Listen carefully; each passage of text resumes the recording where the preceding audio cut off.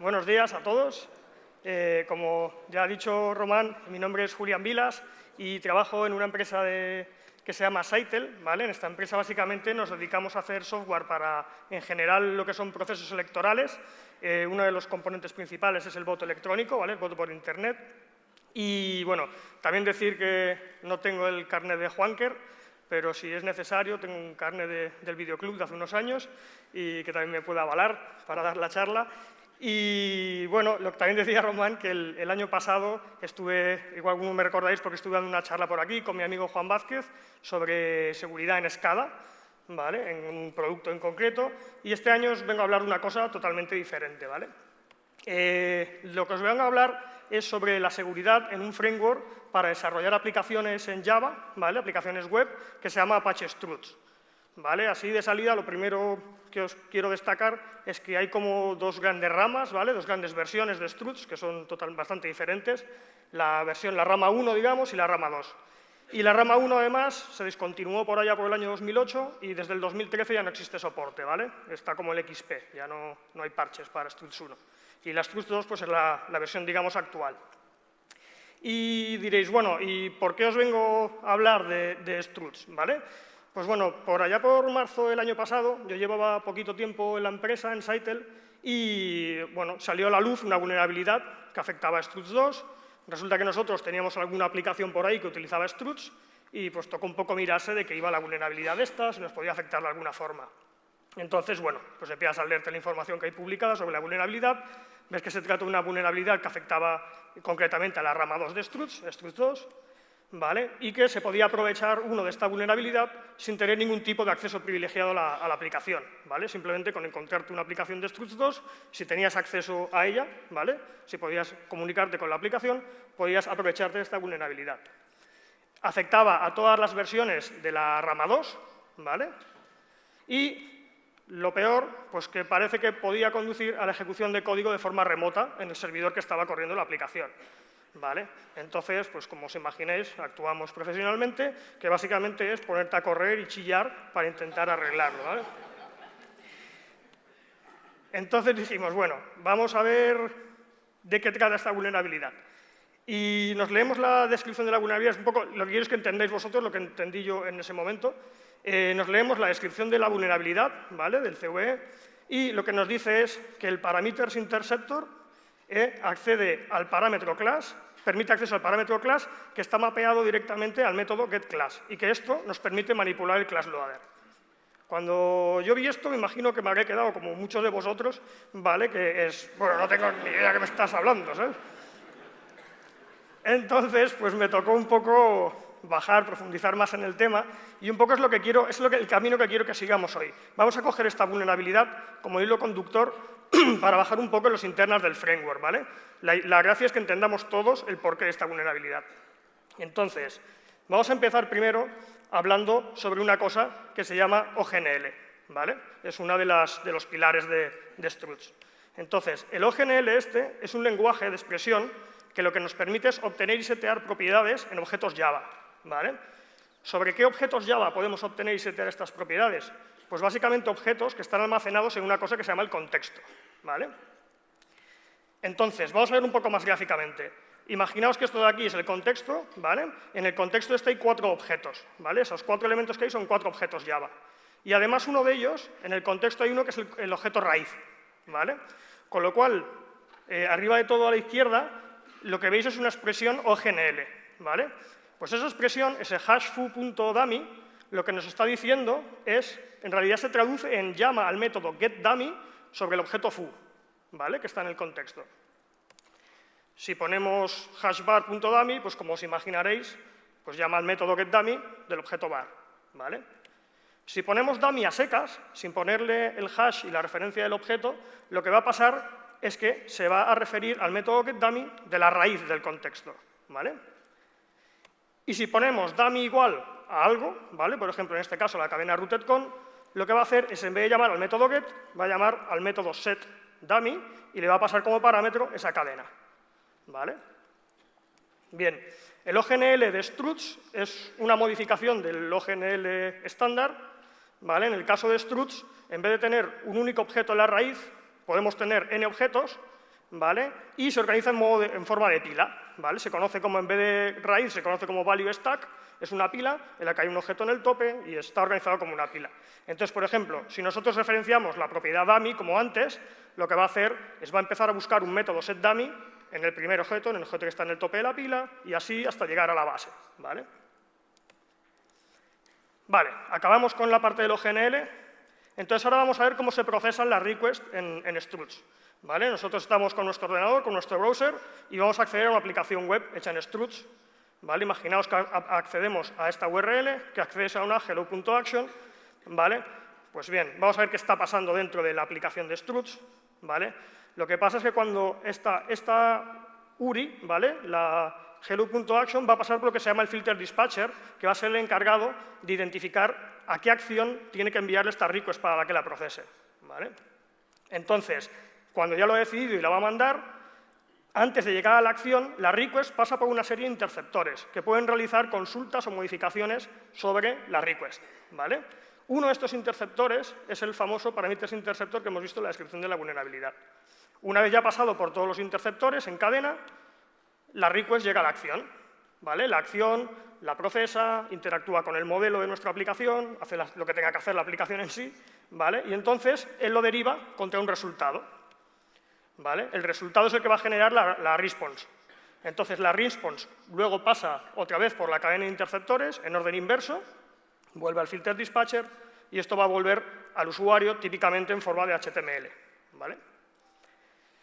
Vale, vamos a leer ahora también qué dice la documentación del parameters interceptor.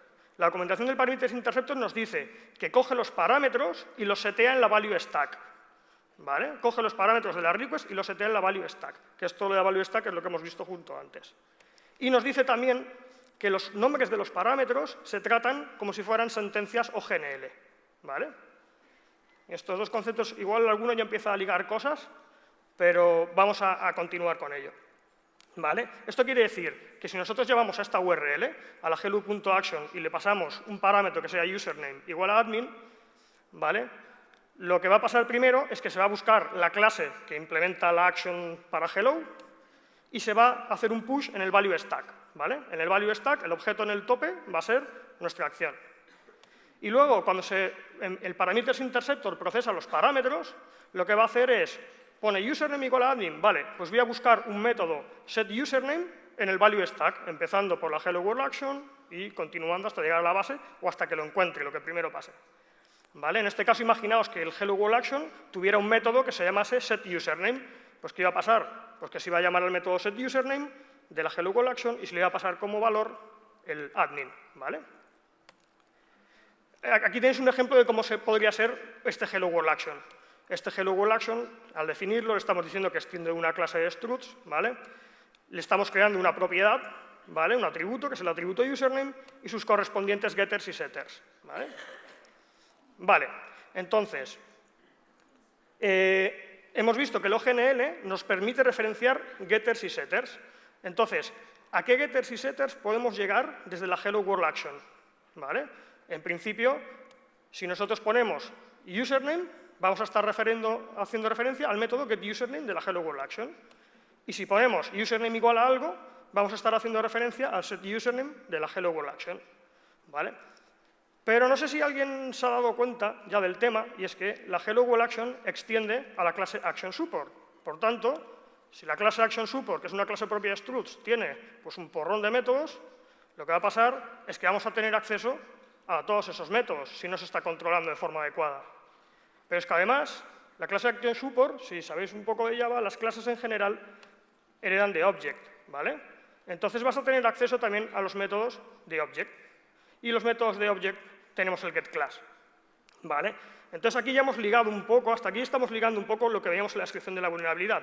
El parameters interceptor, como los parámetros son OGNL, nos dejan acceder al método getClass, ¿vale? Y ahora nos falta ver un poco el resto de lo que decía, que era que nos permitía manipular el class loader, ¿vale? Pues bien, el tema es que con los nombres de los parámetros podemos hacer navegación entre objetos. Quiero decir, si como nombre de parámetro, en vez de solo una word, ¿vale?, le ponemos diferentes words separadas por puntos, vamos a estar haciendo navegación de objetos. Es decir, class.classLoader.defaultAssertionStatus igual a true se va a traducir en helloWorldAction.getClass sobre lo que devuelve .getClassLoader sobre lo que devuelve .setDefaultAssertionStatus true. ¿Vale? Entonces aquí viene la madre del cordero. Los parámetros, como veis, se están evaluando como una cadena de forma iterativa. Es una cadena de getters, ¿vale? Todos son getters hasta el último parámetro, y el último parámetro será un setter, ¿vale? De algo que nosotros podamos especificar como un valor en una URL. Principalmente, él nos va a hacer conversión automática de tipos si nosotros le estamos pasando algo que luego va a llevar a recibir un string, un boolean o un número, ¿vale? Entonces, llegados a este punto y dices, vale, ¿y qué podemos hacer con esto? ¿Vale? ¿Qué métodos, qué setters son los que podemos llegar? ¿Cómo podemos descubrirlo? Bueno, pues hubo un post que publicaron en un foro chino, ¿vale? Alguien llamado Neobyte, que publicaba dos cosas, ¿vale? Una de ellas era una prueba de concepto que nos permitía obtener cuáles son los setters a los que podemos llegar en una aplicación struts vulnerable, ¿vale? Y lo otro, un método para cómo hacer ejecución de código en Tomcat 8, ¿vale? Entonces, vamos a ver una demo de cómo funciona este tester. Tenéis una versión del tester un poco modificada para cuando la estuve utilizando yo, cosas que me fueron útiles y además con comentarios aquí en esta URL de GitHub. Entonces, vamos allá. Ahora mismo estamos en el directorio de la aplicación Hello World en un Apache Tomcat 7, ¿vale? Y vemos que lo que hemos hecho es meter dentro del directorio de la aplicación el propio tester, ¿vale? Entonces, aquí estamos accediendo al servidor web, vemos que es el Tomcat 7, y ahora lo que vamos a hacer es acceder al struts tester. ¿Ok? Accedemos, y entonces, en teoría, estos de aquí son los métodos setters a los que podemos llegar, ¿vale? Así los veréis mejor. Quiere decir que estos métodos nosotros podemos setearle valores, los valores que queramos, ¿vale?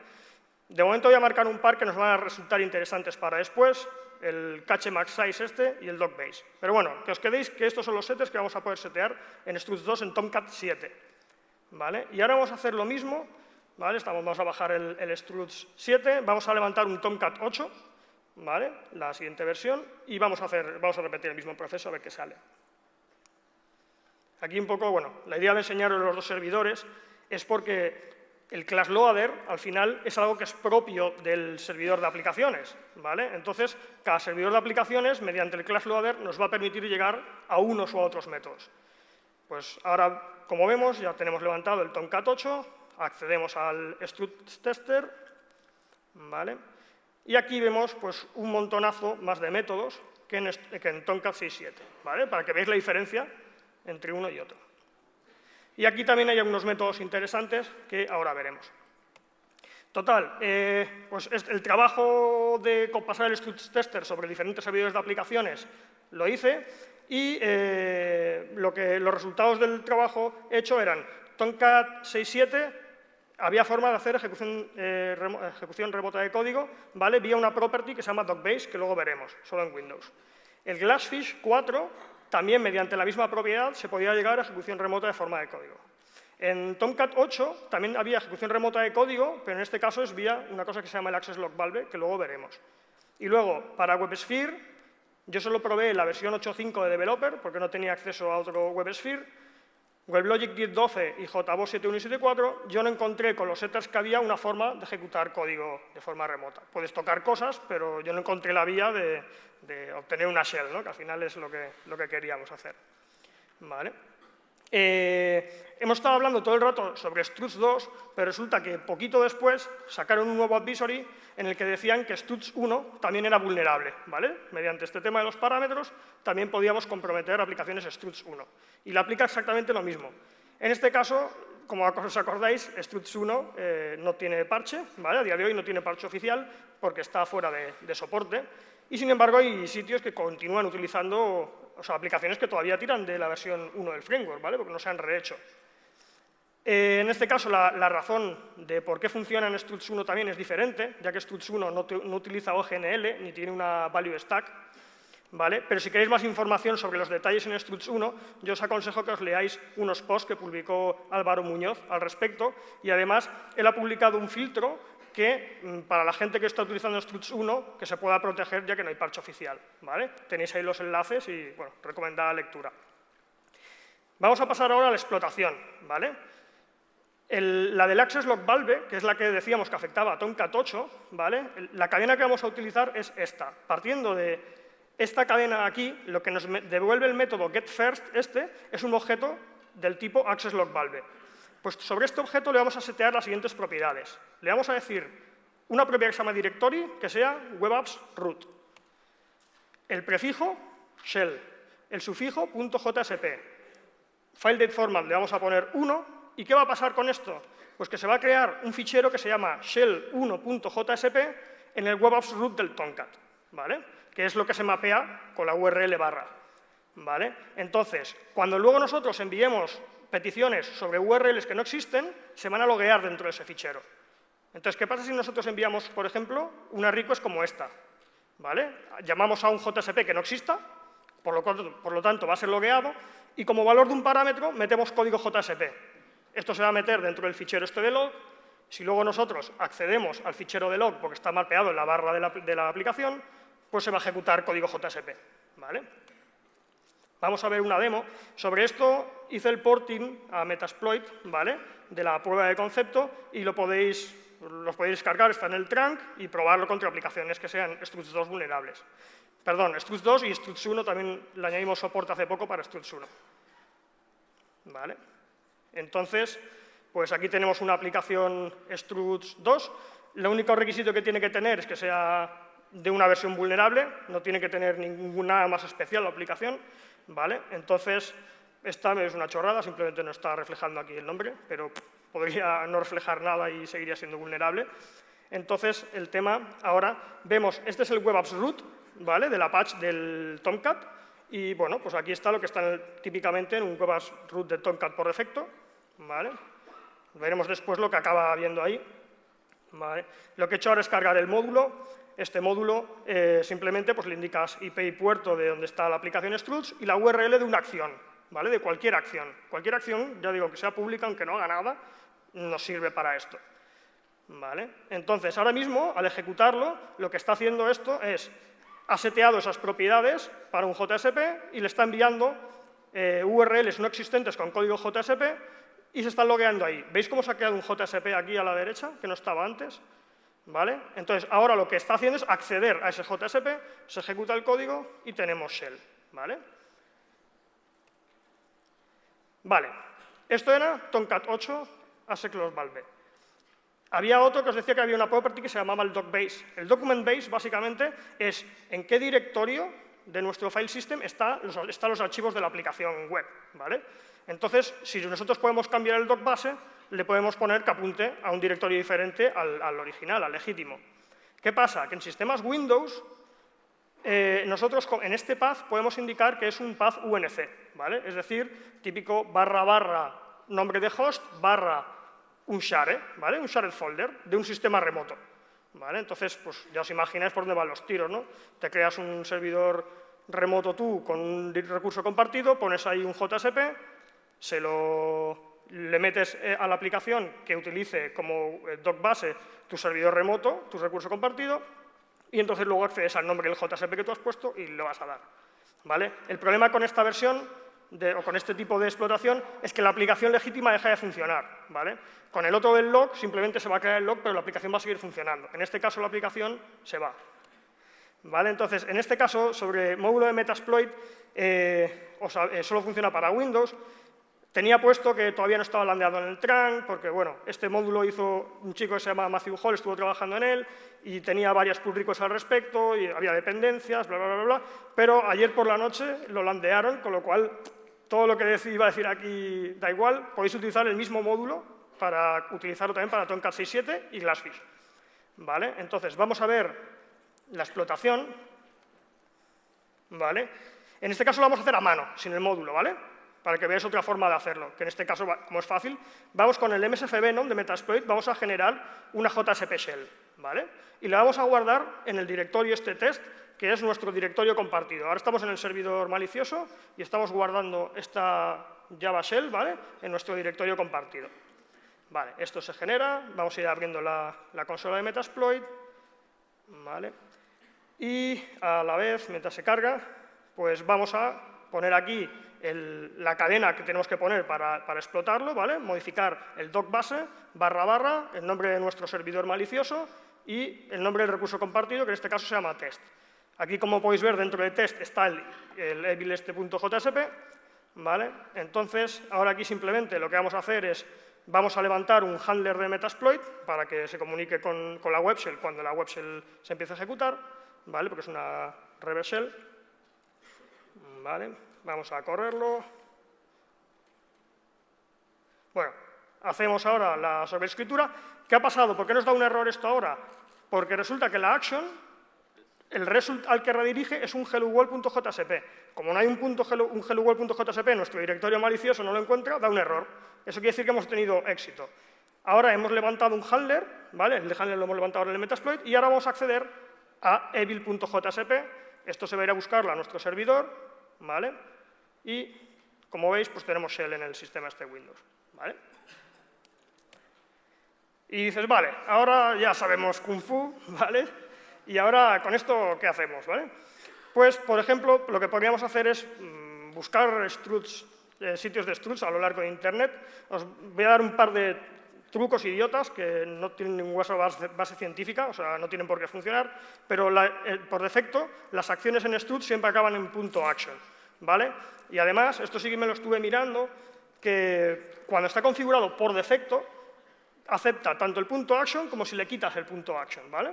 Entonces, esto si te lo ves en el momento de debugger, cuando está haciendo el mapping, ¿vale? Ves que tiene aquí una colección de extensiones, la colección de extensiones son action y nada, ¿vale? Y aquí está haciendo un bucle por las extensiones, ¿vale? Pues haciendo un file type action por internet, podéis ver que hay muchísimas aplicaciones que tiran de struts2, ¿vale? No pocas. Algunas de ellas que funcionaba el truquito de quitar el .action o dejarlo, eran varias de Apple, ¿vale? De diferentes puntos de Apple, y alguna por aquí, por ejemplo, está de documentación del JBoss, ¿vale? Y ahí ya cada uno que se divierta. Para struts1, en struts1 la extensión por defecto es .do, ¿vale? En el caso de struts1 es diferente cómo se hace el mapping, con lo cual el quitar el .do no nos funciona, ¿vale? Pero voy a poner un par de ejemplos de búsquedas por internet de extensiones .do, ¿vale? En este caso Citi, ¿vale? O el Bank of America, y tú dices, bueno, pero esto será struts1 y tal, y entonces te pones a buscar referencias a ver si encuentro referencias a clientes de struts1 que utilizan struts1 y no encuentras más que algo en el archive, ¿vale? Del año 2006, por ahí una página web que tenía referencias a clientes y casualmente te encuentras Citigroup y Bank of America por ahí, o sea que sí, en 2014 están tirando de struts1, ¿vale? Y tenéis exploit público. Bueno, pues vamos a continuar y lo siguiente que nos gustaría hacer es un check de las vulnerabilidades para ver si es vulnerable un sitio o no. Vamos a utilizar una propiedad que se llama cache_max_size, ¿vale? Porque si le tiramos el exploit directamente para chequear si es vulnerable o no, igual es un poco bestia, ¿vale? Entonces, este cache_max_size es un entero, por lo tanto, por ejemplo, en 32 bits va a tener ese valor máximo de ahí, con lo cual, si enviamos un parámetro para setear el cache_max_size con ese valor, todo va a ir OK. Si es uno más, pues esto va a petar, ¿vale? Por un integer overflow. O si le ponemos otra cosa que no sea un número, pues también porque la conversión no va a funcionar, ¿vale? Entonces, tenéis por aquí las dos cadenas para setear el cache_max_size en Tomcat 6.7 y Glassfish o en Tomcat 8. Eso está guay porque además de saber si el sitio es vulnerable o no, sabemos si es vulnerable a la doc base o a la Tomcat 8, a la DuckSex Valve, ¿vale? O sea que matamos dos pájaros de un tiro, ¿vale? En struts1 esto no nos funciona porque la conversión cuando falla por defecto te pone 0, pero si seteas en un método que reciba un objeto, por ejemplo, que no sea string, le pasas un string, no va a poder hacer la conversión de objetos y sí que va a sacar una excepción, ¿vale? Por ejemplo, si seteas el resources, le pones un string, rootedCon, pues esto no va a funcionar, ¿vale? Y hasta aquí decimos, OK, ya veo, pero cuéntame más, estoy en 5 minutos. Perdona.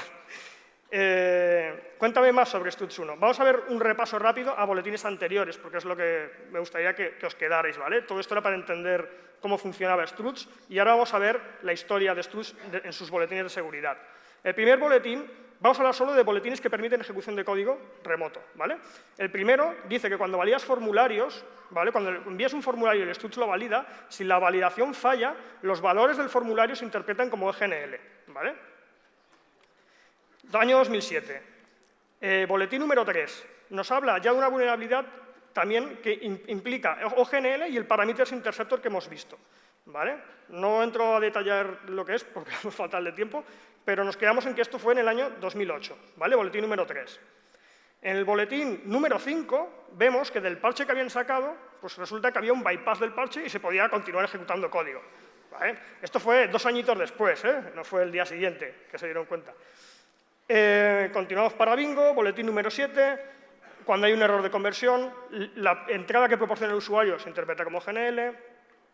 Tenemos en el boletín número 8 varias cosas distintas que provocan ejecución de código remota, ¿vale? Una de ellas es bypass al anterior, al 07, y el otro es la misma idea de los boletines 3 y 5, pero en vez de en el Parameters Interceptor, en el Cookie Interceptor, ¿vale? Y tenemos en el boletín 9 un bypass a lo del 3 y lo del 5, ¿vale? Año 2011. Venga, ¿os imagináis cuál es el siguiente? Boletín 12, fixing completo, 3, 5 y 9 para lo del Parameters Interceptor, ¿vale? Año 2013, ¿vale? Otra ejecución remota de código con parámetros que pasa el usuario, lo anterior, un fixing completo, una sobreevaluación de OGNL, doble evaluación de OGNL. Quiere decir que si en una entrada que tú le pasas, esto él lo va a coger y lo va a meter dentro de una sentencia OGNL, si el valor que tú estás pasando es OGNL, lo va a interpretar doblemente, con lo cual lo tuyo ha sido interpretado como OGNL. Más formas de ejecutar OGNL con información del usuario.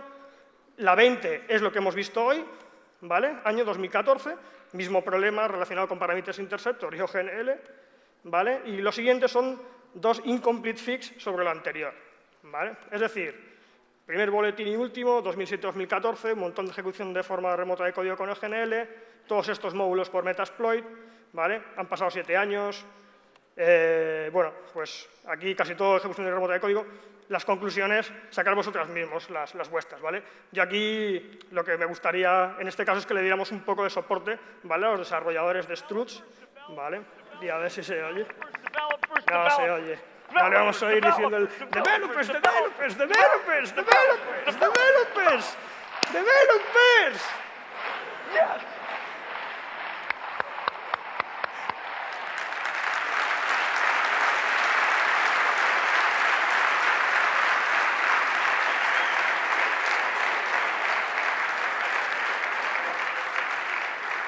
Y 10 segunditos de bonus track, ¿vale?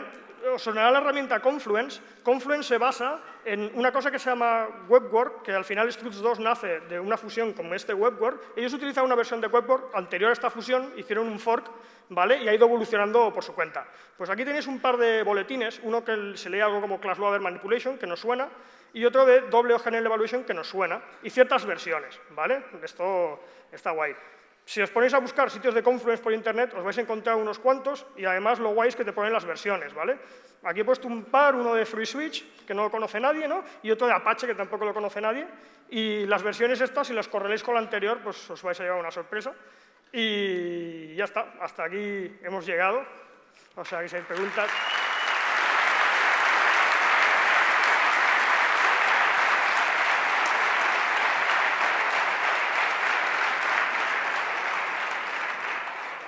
Tenemos tiempo para una pregunta solo. ¿Quién es el ganador? ¿Alguien tiene preguntas?